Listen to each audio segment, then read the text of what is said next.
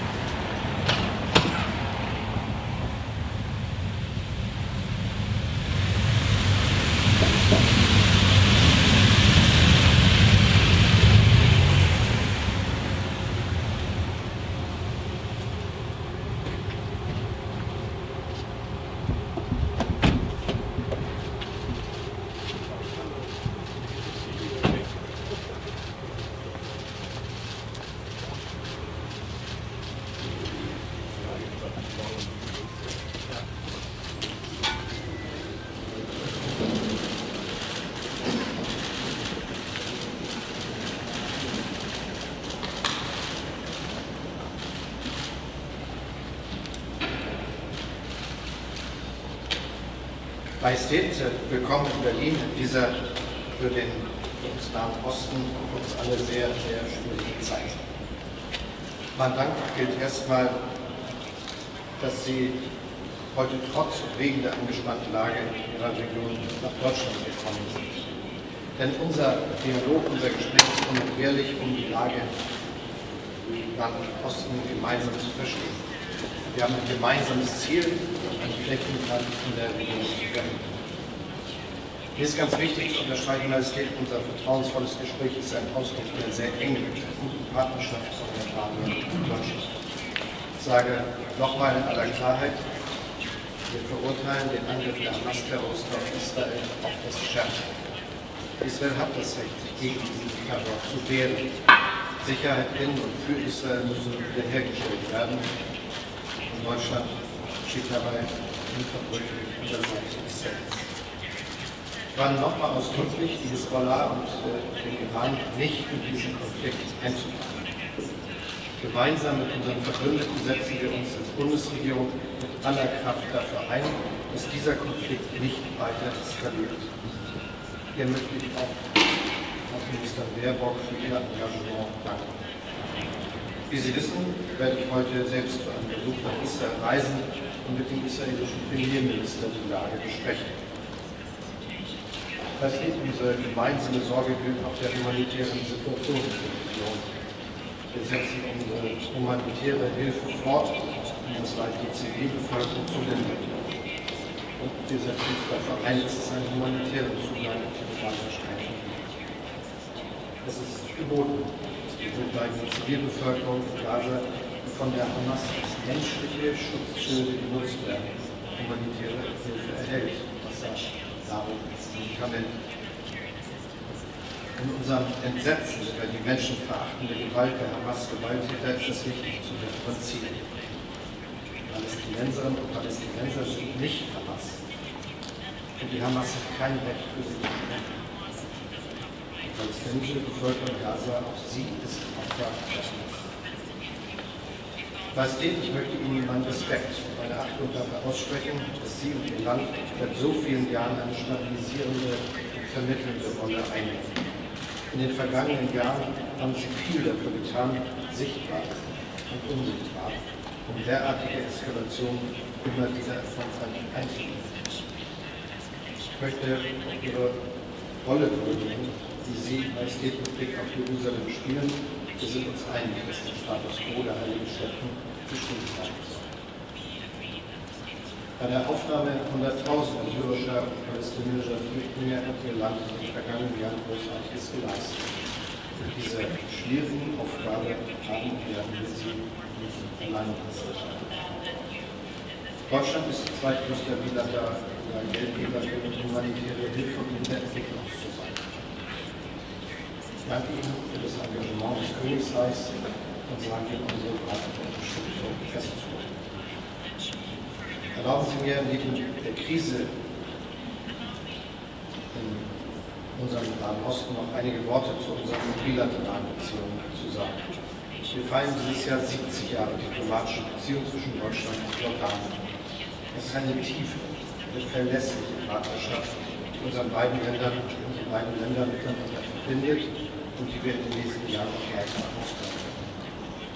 Bei der Umsetzung der Reformagenda Ihrer Regierung und bei der Bewältigung der Auswirkungen des Klimawandels wollen wir eng zusammenarbeiten.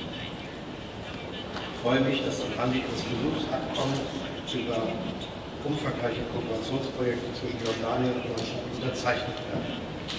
Diese Projekte tragen zum Beispiel zur Anpassung des Wassersektors an den Klimawandel bei, unterstützen den jordanischen Bildungssektor und vieles mehr. Auch im Bereich der Fachkräftemigration und der künftigen Zusammenarbeit. Ich freue mich auch, dass wir im April 2025 gemeinsam mit Jordanien und der International Disability Alliance den nächsten globalen Gipfel für die Rechte von Menschen mit Behinderung ausrichten werden. Reist, schönen Dank für Deutschland und die guten Mr. Chancellor, Your Excellency, thank you as always for the tremendous and gracious hospitality that we always have when we're here in Berlin. We meet today in extremely difficult times, but it is important that we do meet as we work all together to end the extremely tragic and dangerous situation unfolding in Gaza. Thousands of innocent civilians have been lost, Palestinian lives, Israeli lives. These are sons, these are daughters, these are mothers, fathers, husbands, and wives. Many more lives are at risk. Hundreds of thousands have no access to food, water, electricity, and other basic services. This is unacceptable on all levels, legal and human. This year is already the bloodiest year for Palestinians and Israelis in recent memory. It will get much worse unless we stop this war and the human catastrophe it is creating. And stop it we must. We must all stand against all forms of violence, and with its victims no matter their identity, nationality, or religion. Your Excellency, the whole region is at the brink of falling into the abyss that this new cycle of death and destruction is pushing us towards. The threat of this war expanding is real. The cost this will bring on all of us is too much to bear. All our efforts are needed to make sure we don't get there. And we must immediately, as you pointed out, Your Excellency, get humanitarian supplies. We must protect civilians. International humanitarian law and our shared human values, indeed our common humanity, are clear on the obligation to protect civilians and in condemning targeting the innocent. We condemn the killing of civilians on both sides. The whole world must do so. Our moral compass has to encompass all to be moral. Your Excellency, the way forward demands political and not only security solutions, and restoring a meaningful political process that can take us to peace on the basis of the two-state solution is the only path to a secure and safe future for Palestinians, the Israelis, and equally as important for all of us in the region. The challenge is enormous, but our will to realize it must be unwavering for the sake of all our peoples who have suffered enough war, enough pain, and loss. For the sake of the innocent victims who fell and continue to fall since this cycle of violence erupted over 10 days ago. Your Excellency, your role is crucial for the stability of the region. Your support for Jordan has been unwavering, and as you've mentioned, over the past 70 years of diplomatic relations, we have had an ability to build an unshakable foundation of exemplary cooperation. And despite the crises, the conflict, and the regional and global challenges, this remains constant. Your support has been instrumental to our development efforts, and we are highly appreciative of your continued commitment. We have just concluded, as His Excellency said, a round of very productive discussions to explore opportunities for advancing our cooperation in energy, water, trade, vocational training, and industry. And our countries are preparing to take a major step in bolstering cooperation in human capital with the planned launch of the German Center for Labour Mobility in Jordan to better equip Jordanians seeking job opportunities. We're also deeply appreciative of Germany's leading role in supporting refugees, as you said, Your Excellency. This is especially important for Jordan, where refugees make up over a third of our population. Germany remains a leader in offering and galvanizing support out of a deep awareness that standing by refugees and their host communities is a global moral imperative and a shared responsibility. Your Excellency, I hope that we will meet again soon under better circumstances. Again, I wanted to thank you for the support that we get, not only from you, the German government, but the German people. And I thank you for the generosity that you always show us, and hope to see you in our country. Thank you. Mit Blick auf einen sehr engen Zeitplan haben wir heute die Möglichkeit, 2 Fragen zuzulassen. Das erste ist Jana Amar von Al-Hussein TV.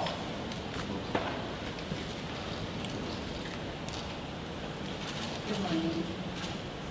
Your Majesty, so in the light of the current tragic situation and events that's happening, what is required for the international community to contain the cycle of killing and violence that you referred in your speech?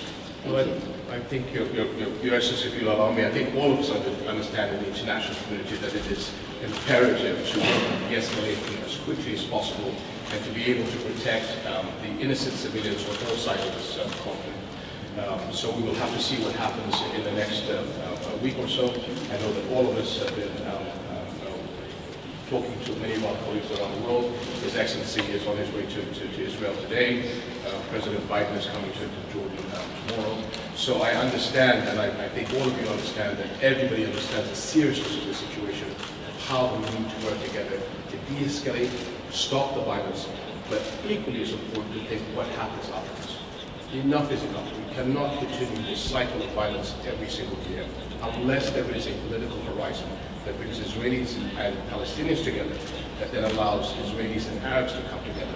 This will continue to be a cycle of violence that none of us can. Die zweite Frage, Michaela Küchner von der Deutschen Seite. My first question is to the King of Jordan. You've just warned once again of significant consequences, particularly for civilian lives in the region. What does that mean for Jordanian solidarity? Would you be prepared to take more Palestinian refugees? And did you receive pledges of support from the German Chancellor? And Germany says that its reason of state is the security of Israel. Germany also has significant military capabilities based in Jordan. Would it be able to draw on that to secure Israel's security? Und Herr Bundeskanzler, Sie reisen als erster europäischer Staatschef in die Region. Welche Sorgen werden Sie von Ihrem Kollegen, dem König, mit dem Sie heute Morgen gesprochen haben, auch mit in die Region nehmen und welche konkrete Unterstützung? Und angesichts der höheren Bedrohungslage für jüdisches Leben jetzt in Deutschland plant die Bundesregierung dann neue Ansätze, um Antisemitismus zu bekämpfen? Well, thank you, ma'am. I think on the first part of the question on the issues of refugees coming to Jordan, I think I can quite strongly speak on behalf not only of Jordan as a nation, but of our friends in Egypt. That is a red line, because I think that is a plan by certain of the usual suspects to try and create de facto issues on the ground. No refugees in Jordan, no refugees in Egypt. This is a situation of humanitarian dimension that has to be dealt inside of Gaza and the West Bank, and not to try and push the Palestinian challenge and their future onto other people's shoulders. As for your presence of troops in Jordan, I think that the German military commitment in Jordan is pointed in another direction, which is very important. A question best answered by the Chancellor. Ja, schönen Dank. Und in der Tat, wir haben eine gute, enge Zusammenarbeit und ich bin sehr dankbar für die Möglichkeiten, die unsere Soldaten dort haben. Das ist schon sehr lange der Fall und die Zielsetzungen sind in der Tat nicht noch gerichtet. Was die Frage betrifft, was wir tun können, ich finde, es ist ganz wichtig, dass wir sehr klar machen, das will ich auch heute, wenn ich in Israel bin, noch einmal unterstreichen, dass wir an der Seite Israels stehen. Land unterstützen, ist an jedes Recht zu verteidigen und kann sich dann auf unsere Unterstützung verlassen. Was die Frage betrifft des Umgangs mit Antisemitismus hierzulande, ist es notwendig, dass wir mit aller Strenge die Gesetze umsetzen. Und mein Eindruck ist, dass die Behörden überall in Deutschland sich das fest vorgenommen haben. Ich jedenfalls habe das auch mit all denen, die bei Verantwortung waren, besprochen, und wir werden es weiter tun. Selbstverständlich werden wir unsere gesetzgeberischen Möglichkeiten ausnutzen. Ich habe mir schon in meiner Rede im Deutschen Bundestag klargemacht, dass ich das Tätigkeitsverbot für die Hamas in Deutschland verhängen werden, dass wir auch Vereinsverbote ergreifen werden, um sicherzustellen, dass keine antisemitischen und fremdenfeindlichen Aktivitäten hierzulande entfaltet werden können. Und das ist mir sehr, sehr wichtig. Denn das sind ja ganz oft viele Dinge, die da zusammenkommen.